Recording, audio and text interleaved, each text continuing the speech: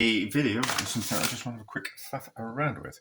So I kind of want to do a rice pudding, bake it in the oven on a low temperature while I'm out, and I want to put some fresh blackberries in that are now banging season. So I kind of want to.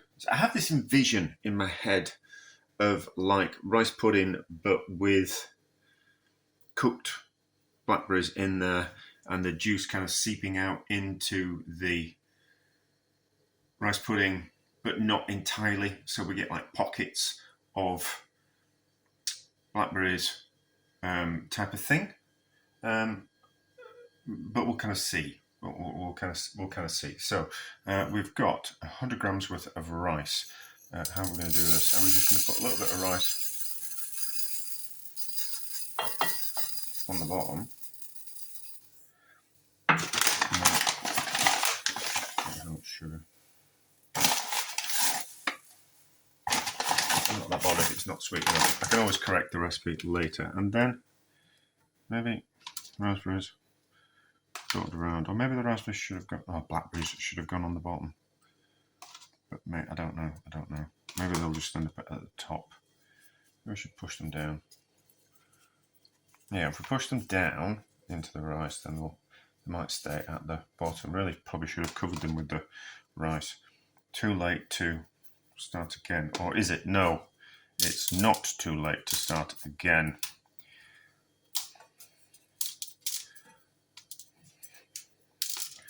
Right. So, raspberries in the bottom. Like that. Those bits of rice and sugar won't matter. And then a little bit more sugar. Ooh, maybe we should do it. Maybe we should put the milk in now, because the milk might just disturb it. So that'd be enough sugar. So how is it? 100 grams worth of rice, 450 grams worth of milk. It seems like a lot, that, doesn't it? Oh, it'd be like 50 grams worth of. Let's see, they were going to float to the top anyway, weren't they? There was no way they were going to stay at the bottom. And then rice on top of that. Yeah, so that was the recipe. It was 450 grams worth of milk, 50 grams worth of sugar, 100 grams worth of rice. And then lid on. I've got the oven. The oven's going to be on at 100 degrees while I'm out swimming for an hour and a half. I'm not going to be swimming for an hour and a half. I'm going to be out of the house for an hour and a half and do some swimming while I'm out. So that can go in there. 100 degrees. I can't remember how long rice pudding takes to cook. I know we do it on the stove, but we'll see how it turns out. Let's have a look at this rice pudding. I was thinking, actually, halfway through the cooking, we should poke the blackberries down. And which we can do, because it's not just quite cooked. So we can not use our fingers for a change, and we can just poke those down a little bit. And it'll just give them a little bit of a squish, and it might give the idea of what I'm trying to do. I suppose, actually, we should have left them, not put them in at the start. But I just kind of thought, I'm going swimming, so I can just put them in at the start. But if we were to do it and be more professional, I think putting them in halfway through would probably be a better idea. Right, let's put that back in. It's going to go in at a high temperature because I want it to be ready. Have a look at this rice. We'll turn the oven off. Oh, that's not done what I wanted it to do. Oh, that's a shame, isn't it? That's a shame. Oh, kind of worked. Kind of worked-ish.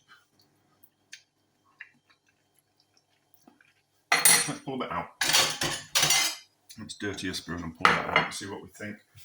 I don't want like a flat flavour. I don't want the blackberries to kind of go all the way through it. I want rice in some parts and blackberries in another. I don't want the rice tasting of blackberry just throughout it type of thing.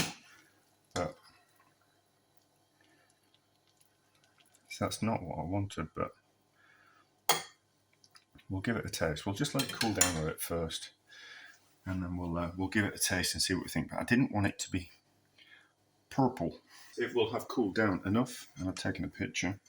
So not exactly what I had envisioned, but it wasn't proper rice pudding rice anyway, was it? So we can use that excuse. I'm really playing around.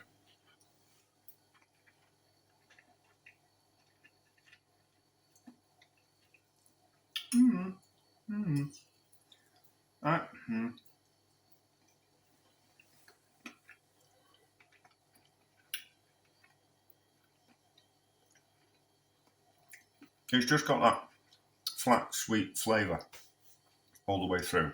But we'll have another go. And I think what we'll do is we'll almost take the rice pudding to finished and then poke in some blackberries, and I think that'll be nice. And just have them cooking for 10 minutes or so. Or maybe when we pull it out the oven, pushing some blackberries into it, I think that'll probably work. I think that'll be better. I think we'll do that. It might be part of this video. It might be part of another video. But we'll see. I tend to make a lot of videos, and I sometimes think I really should compile them, compact them into one, rather than explore one idea a little bit more than just kind of have 3 or 4 videos on the same kind of subject. But anyway, success? There might be a bit more. I'm doing 2 things at once. Who would have guessed? So, same as before, I have cooked the rice, this time by itself. Same recipe. Halfway through the cook, well, it's been in for about 2 hours, so about an hour and a half into it, I just gave it a quick stir because the rice floated to the top. It's now cooked. It's taken about 2 hours on 100 degrees. So, why did I lick that? Why did I lick that? There was no need for me to lick that. And then so, blackberries dotted around on top. That rice pudding will stay hot. Rice pudding it's not cooked al dente in my opinion. And we're using Thai fragrant rice. So it's not proper rice pudding rice, but I don't care. I don't really care what type of pasta I use. I don't really care what type of rice I use. So push those in, then lid on, and then just leave it in the residual heat in the oven for 10 minutes or so, and then we'll see what happens. See what's happened. There we go. There we go. That's kind of more what I wanted to happen. So gently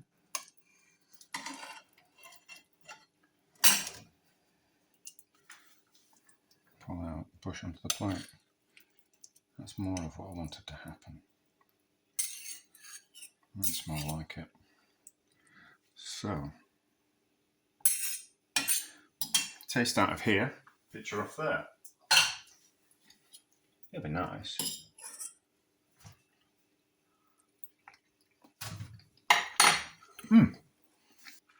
That's lovely, isn't it? That stops you needing to put jam in your rice pudding.